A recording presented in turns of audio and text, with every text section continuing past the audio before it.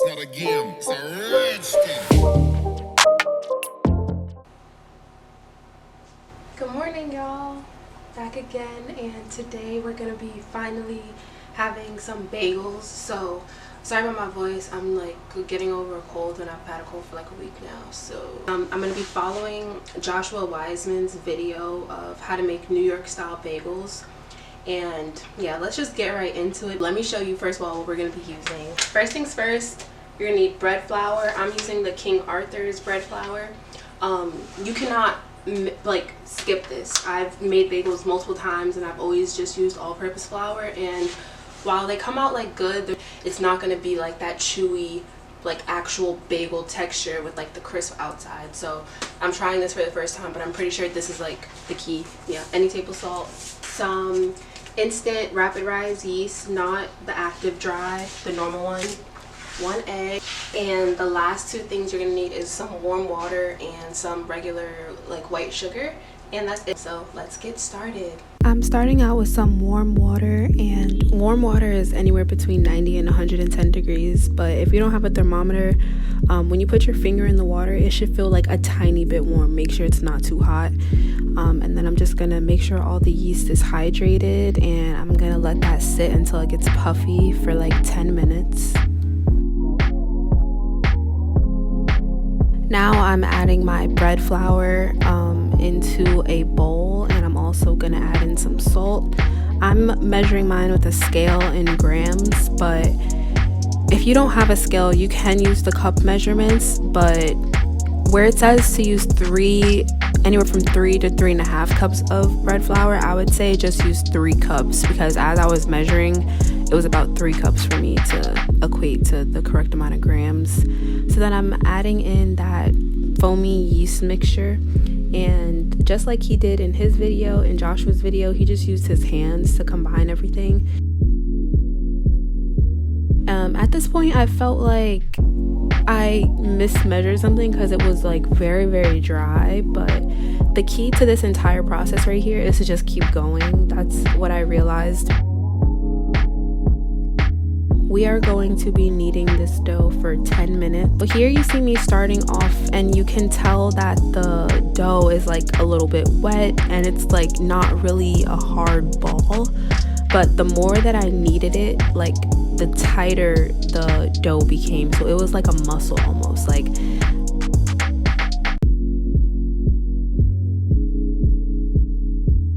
it took about 3.5 minutes until I felt like the dough had come together even a little bit, and then it wasn't until like 7 minutes in that I felt like I was actually making any progress. So you really just have to keep going, don't give up, because it's actually going to take like 10 to 12 minutes to get it to this form right here where you could poke it and it just springs back. I took the dough and I put it into a greased bowl with oil and just rolled it around in that, and I put a towel over it and let that sit for 1 hour to rise. I'm putting it onto a very lightly floured surface. You don't have to do too much. And then I'm going to just cut this into 8 equal-ish pieces. When you see how mine came out, they were a little bit uneven, but they all baked the same, so it wasn't bad. Now, okay, at this point, we need to create the individual balls that are going to rise into the individual bagels, right? So what I'm doing is folding over the bottom, and I'm pretty much rolling it on the counter to try to make the bottom as seamless as possible. You see me going back here again trying to correct it, and this is where I made a big mistake because my balls were not perfect on the bottom. So I was rolling it around on the counter, and I thought that as long as it was sticking together that would be fine, but it's not, because at the end the bottom of your bagels are not going to be perfect. As you're rolling the edges into the middle, you need to really make sure that the bottom is as perfect as the top. Like push those corners into the very, very center. So now now I'm just covering them and letting them rise for 10 minutes. And now I'm making the holes. So exactly like what Joshua does in his video, I'm using my thumb and my index finger to like poke a hole in the middle. I'm sorry it's kind of out of frame, but you see what I'm doing. And then I'm just rolling it around with my thumbs to make that center hole. And it's gonna shrink back up, so you can make it a little bit bigger than what you desire it to be. And now, like he says, you want to bring the water to a boil and then lower it down a little bit and drop your bagels in.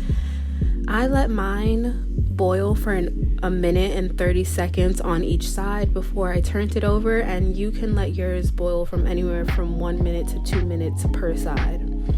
So once you flip them over and all your time is up, you can just drain them and put them onto a baking sheet.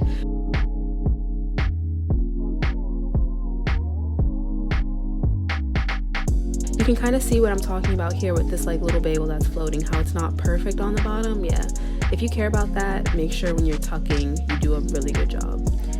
Now I'm just taking some egg wash, and I'm gonna use my fingers because I didn't have a little paintbrush like to cook with, so I'm just using my fingers, but it worked out fine. This is what's gonna give it that like hard outer shell, so I really wouldn't skip this step unless you're vegan or something.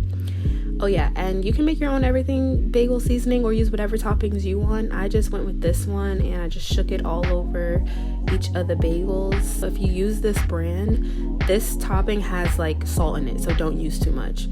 And now here's the bagel. Looks so perfect, and I'm gonna show you like what the texture looks like. This was not toasted, but it was just so soft.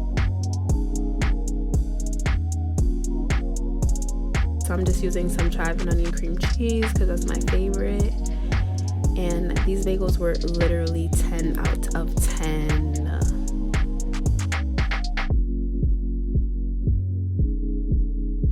Jiah, these bagels are absolutely delicious. They have a nice crust on top, and then they're nice and moist. And then you don't feel like you ate a big loaf of bread after you finish eating them. Perfect. Absolutely perfect.